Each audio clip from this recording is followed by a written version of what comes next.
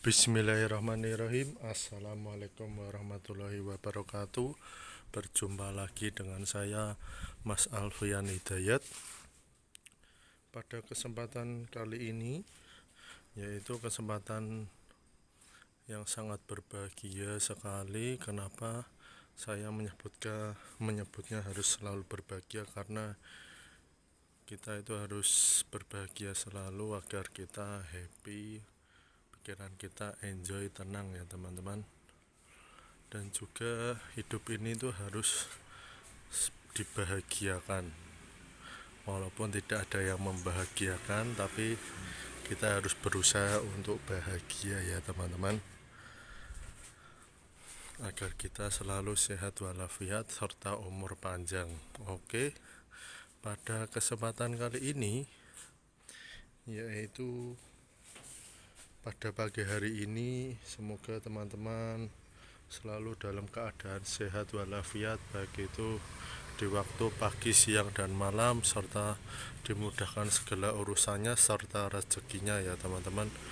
Pada kesempatan kali ini saya ingin membahas, yaitu apa saja yang saya rasakan. Mungkin pada kesempatan kali ini membahasnya banyaknya kekurangan ya teman-teman, yaitu batuk rek, masih seputar Suzuki Futura, yang dimana saya ingin membahas kekurangan selama 8 tahun pemakaian, apa saja yang saya rasakan, terus apa saja yang saya keluhkan, terus pergantian apa saja, terus yang saya alami selama pemakaian kurang lebih 8 tahun ya teman-teman. Karena mobil ini saya beli pada waktu saya kelas 6 SD, yaitu mungkin sudah hampir 8 tahun 9 tahunan lah ya teman-teman. Itu ini mobil tahun 2001 dengan harga dulu beli sekitar harga 55.500.000 ya teman-teman, tahun 2001, dengan keadaan barang yang sangat masih bagus. Oke, cat masih orisinil teman-teman. Mesin tidak rembes, masih baik, bagus. Oke, tidak usah pakai lama. Mungkin yang saya rasakan yaitu yang sering terjadi permasalahan itu dulu awal beli sekitar pemakaian sudah hampir 4 bulanan, itu mobil mengalami selip ya teman-teman di kampas kopling, yaitu harus ganti kampas kopling beserta mataharinya satu set dengan ongkosan biaya sekitar 3 jutaan. Itu menggunakan part-part ori ya teman-teman. Itu yang pertama, ganti kampas kopling dan matahari, dan sampai sekarang pun awet, belum ada terkendala, belum ada masalah. Oke, itu yang pertama itu. Terus yang kedua, sini teman-teman, ini yang saya permasalahkan itu di bagian sini, pintu baik itu sebelah kanan dan kiri itu terkadang suka rembes dan masuk air teman-teman. Entah ininya atau apa, tapi menurut saya ininya tuh masih bagus, tapi sininya sering bocor. Jadi kalau ditinggal, apalagi mobil tidak ada garisinya, itu harus ditatai plastik seperti ini agar joknya ini tidak basah dan airnya itu jatuh ke plastik terus turun ke situ, jadi lebih mudah dilap. Makanya bawah sini tidak dikasih karpet seperti ini, karena kalau dikasih karpet seperti itu, airnya merembes, tidak ngalir, tidak konangan, malah membuat keropos lantainya teman-teman. Itu yang kedua itu. Terus mungkin yang ketiga sini, elemennya di speedometer ini. Elemennya itu sebenarnya yang membuat sangat fatal itu, khususnya Suzuki Futura, itu kelemahannya di temperatur suhu ya teman-teman. Kenapa? Karena itu elemennya itu sangat tipis dan itu terbuat dari plastik, bukan aluminium tembaga kayak radio gitu, bukan. Jadi mudah cepat rusak, apalagi jalurnya itu sudah pedot, disolder pun dihubungkan lagi sangat susah, sangat sulit. Dan kalaupun ganti speedometer itu barangnya itu mahal itu ndak apa-apa, nah anggar ada. Terkadang itu wis mahal, barangnya susah dicari, sulit ya. Ini yang rusak hanya di temperatur suhu teman-teman, tapi alhamdulillah walaupun tanpa temperatur suhu, Suzuki Futura tahun 2001 milik saya ini menggunakan AC, alhamdulillah suhu mesin aman ya teman-teman, tidak pernah sampai overheat atau kekurangan air radiator, karena saya sering rutin untuk mengecek ya teman-teman. Itu ini yang sangat bermasalah itu di temperatur suhu mesin.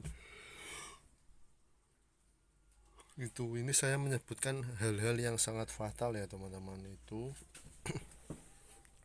Terus yang keempat itu relay sini teman-teman. Instalasi kelistrikan relay ini itu cepat, pada itu sudah faktor umur atau usia, jadi ini tuh soket-soketnya tidak berfungsi dengan baik, akhirnya diganti satu set. Ini soket-soketnya ini teman-teman, perkabelan ya teman-teman, soalnya pada saat itu dikontak itu tidak mau, padahal aman, tidak ada tikus ya teman-teman ini. Itu terus mesin tidak ada masalah, terus kampas rem itu juga tidak, jarang ganti ya teman-teman, karena mobilnya jarang dipakai juga. Terus yang masih dialami itu gardan, terkadang kalau untuk gigi 5 itu terkadang dengung teman-teman, kadang dengung banget, kadang dengung tidak. Itu mungkin sih katanya berarti gigi-giginya itu kurang menyatu rapat ya, karena faktor usia itu juga ya teman-teman itu. Jadi gardan terkadang merasa dengung, padahal oli juga masih bagus, jarang dipakai itu. Terus untuk masalah bar dan shock aman, tidak bocor, juga tidak boros, istilahnya boros pergantian di kaki juga tidak. Terus oh ya, yang paling parah itu di sini teman-teman, yang sering ganti itu bolep rem, bolep mundur, rating, baik itu di sebelah kanan dan kiri itu boros. Kenapa? Karena ini kan posisi lampu ada di bawah, jadi kalau untuk terkena airnya itu sangat gampang, karena ini di sini tidak ada penutupnya teman-teman. Di sini tidak ada penutupnya, ini sini tuh tidak ada penutupnya, jadi air masuk itu sangat gampang, terus membuat bolopnya itu mudah pedot, dan terkadang sini tuh ngecembeng teman-teman, ngecembeng air, dan membuat istilahnya soket kepalanya itu cepat karaten, dan kalau mau diganti bolop itu sangat susah, sudah kantil teman-teman. Dan kalau untuk ganti soketannya itu nyari yang ori itu tidak ada, harusnya itu yang copotan pun kalau beli tidak langsung dicoba, itu nanti takutnya sudah beli tidak bisa dipakai, sudah tidak bisa berfungsi. Jadi bolep ini sangat boros menurut saya ya, karena itu mudah kemasukan air, terus soketnya itu gampang karatan ya, karena posisi di bawah itu ya teman-teman itu. Dan anehnya sendiri, soket lampunya itu istilahnya dudukan bolepnya itu depan belakang itu sama-sama boros teman-teman. baik itu lampu depan, kanan dan kiri. Yang paling sangat fatal itu yang paling boros bolop itu di lampu sen kanan. Borosnya itu dalam arti begini, itu kan terkadang dudukan soketnya itu, soalnya yang pertama faktor umur, jadi untuk kencengnya itu kurang bagus, dan dudukan lampunya atau soketnya itu kalau ganti yang ori itu tidak ada adanya yang imitasian KW-KW. Kalau dipasang ya kurang bagus teman-teman, tidak bisa malah. Itu saya tidak ada barang contohnya teman-teman, mohon maaf. Pokoknya dudukan bolopnya itu yang kaki 2 itu loh, itu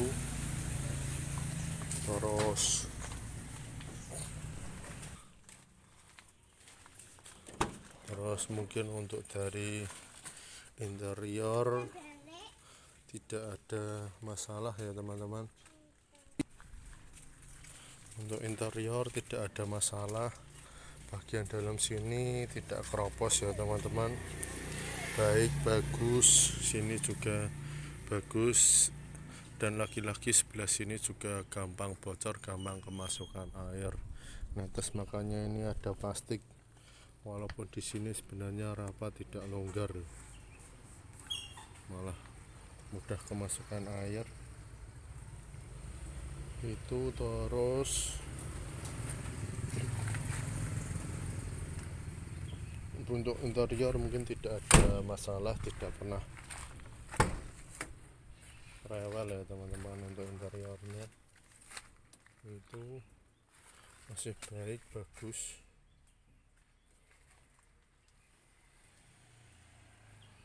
Lantai-lantai sini juga tidak keropos.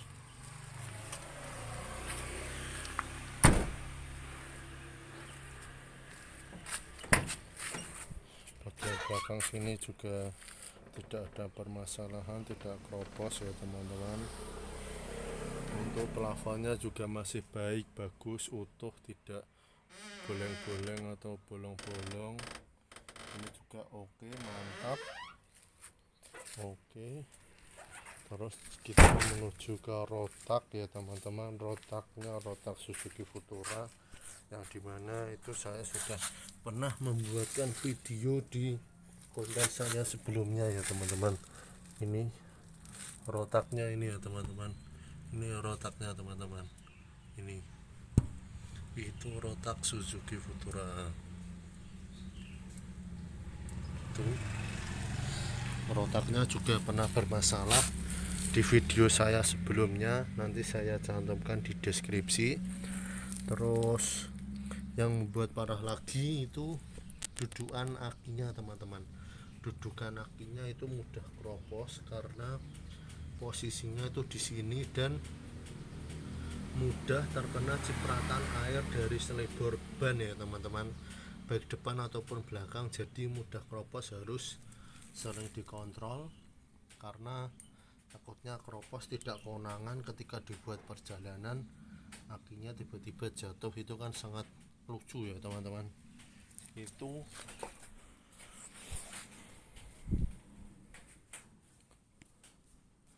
mungkin itu ya teman-teman, hal rawan yang mungkin sangat harus diperhatikan. Terus berbagi cerita pengalaman selama 8 tahun pemakaian, apa saja yang saya rasakan, itu yang sudah pernah ganti. Mungkin untuk dari kampas rem depan belakang itu mungkin dari beli sekitar 8 tahun baru ganti sekali ya teman-teman. Itu untuk ban kanan kiri depan belakang juga bagus, tidak kemakan sebelah. Oh ya, yang pernah saya ganti itu saya ganti terotnya teman-teman. Kaki-kakinya sini terotnya juga sudah pernah diganti. itu karena pada saat itu setir mengalami rasanya giliut-giliut teman-teman. Kalau dibelokkan itu terasa abot-abot dan tidak lurus stangnya, seminya, setirnya itu. Terotnya sudah pernah ganti, bukan ganti ya teman-teman, diservis, diseteli kembali, karena kalau ganti itu biayanya sekitar 800.000 ya teman-teman. Itu bawahnya seperti ini. Terus juga pernah ganti bis shock depan, kanan dan kiri karena sudah aus harus diganti ya teman-teman. Itu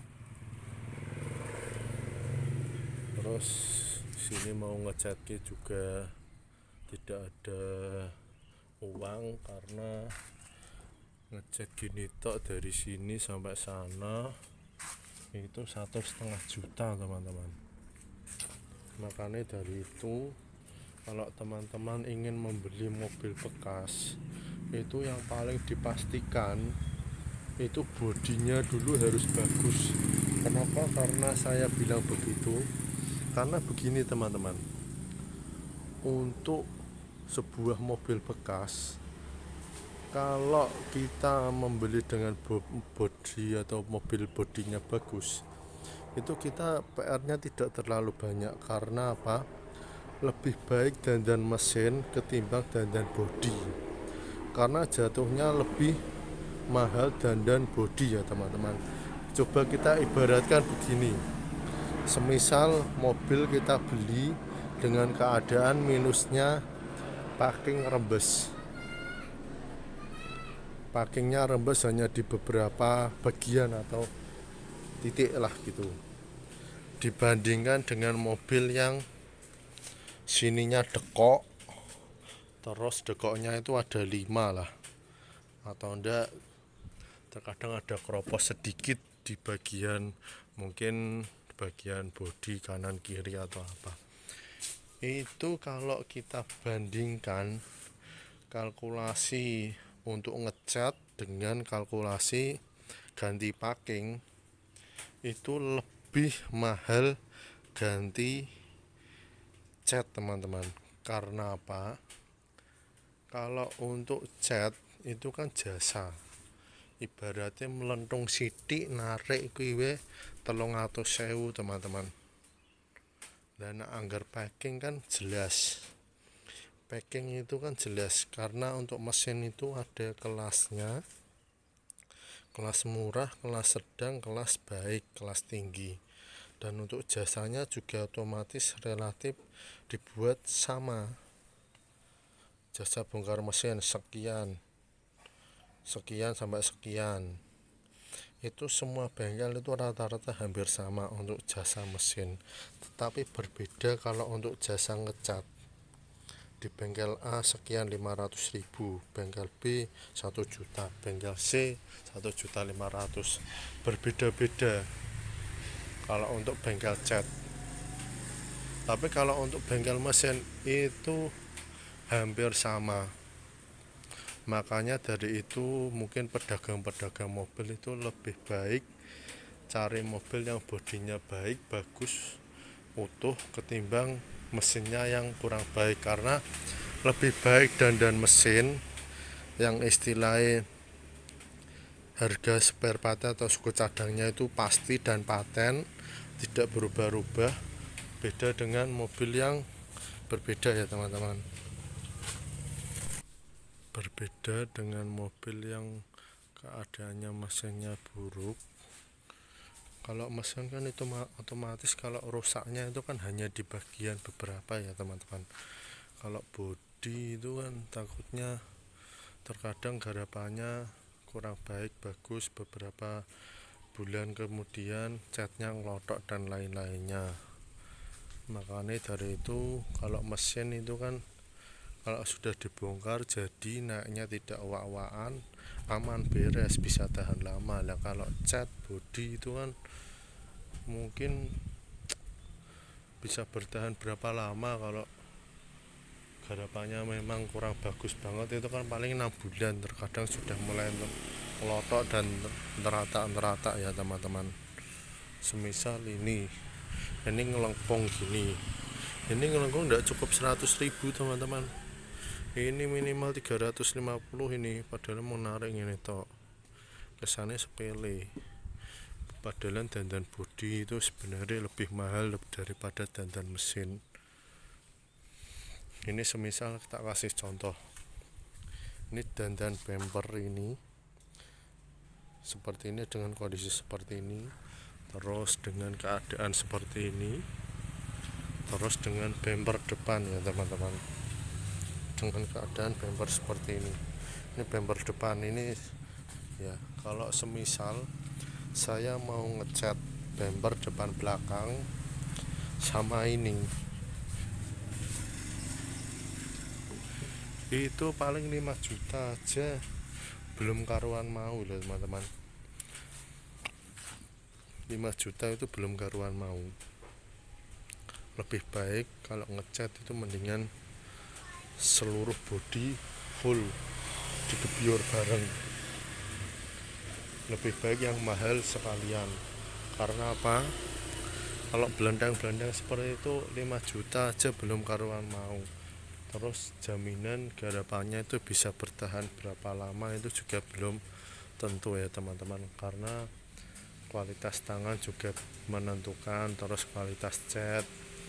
Kita ngecat mahal-mahal tapi kalau tidak awet kan ya rasanya gimana teman-teman. Itu mungkin cukup sampai di sini saja video yang saya buat, yang saya rasakan selama 8 tahun pemakaian Suzuki Futura tahun 2001. Apa saja yang pernah saya alami kerusakannya, terus bagian mana aja, itu mungkin cukup sampai di sini saja video dari kami. Semoga harapannya video ini bisa selalu bermanfaat dan juga bisa menghibur kalian semua. Saya mohon maaf bila mana ada kesalahan dan tutur kata saya yang tidak sopan. Saya mohon maaf bila mana ada kesalahan dan tutur kata saya yang tidak sopan ataupun kurang jelas, mohon dimaafkan. Jangan lupa untuk teman-teman yang sudah melihat video ini sampai akhir, jangan lupa untuk like, comment, share, dan subscribe. Sekian dan terima kasih. Wassalamualaikum warahmatullahi wabarakatuh.